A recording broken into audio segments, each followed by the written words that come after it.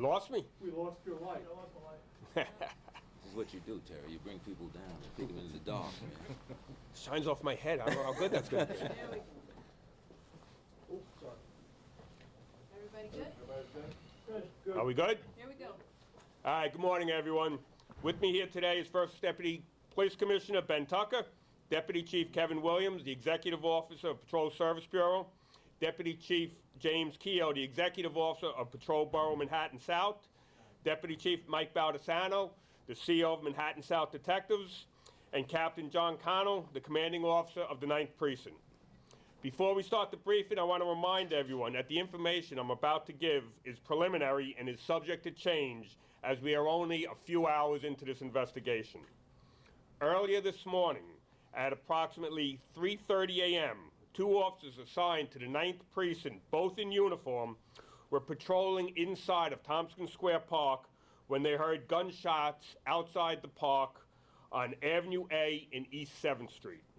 The 2 officers immediately exited the park and tactically approached the location where they observed a man shooting at another male. The 2 officers engaged the armed suspect and gave numerous commands for him to get on the ground.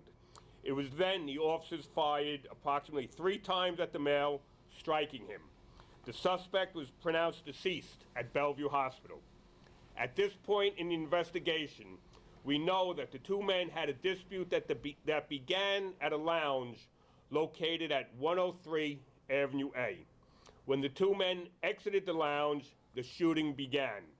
The other suspect who was involved in the shooting has also been pronounced deceased.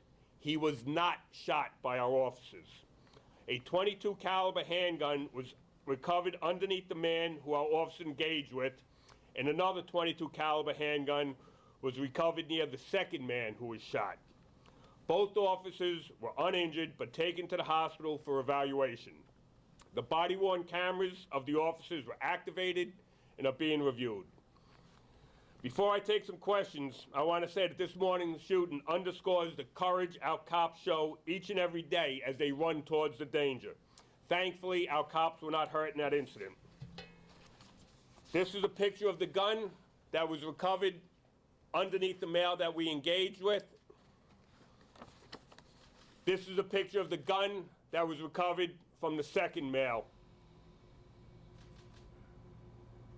All right, I'll take any questions you have. Chief, the gun from the second, Right over here first. the gun from the second male, did he fire it off? Can you find that out? At this point, we haven't opened the gun, so it's still part of the ongoing investigation. Any other witnesses hit? Any injuries here? No, no injuries. Our cops, the 2 males involved in this, the one we engaged with and the other male, are both deceased. Can you tell us where they were shot? The 2 males? Where in the bodies? That's still part of the investigation. And when the officers command the man to get on the ground, he refused? He refused. He kept on walking. This is based off a body-worn camera. Any other questions? Thank you very much. Second gun. I think you can hold them both up first.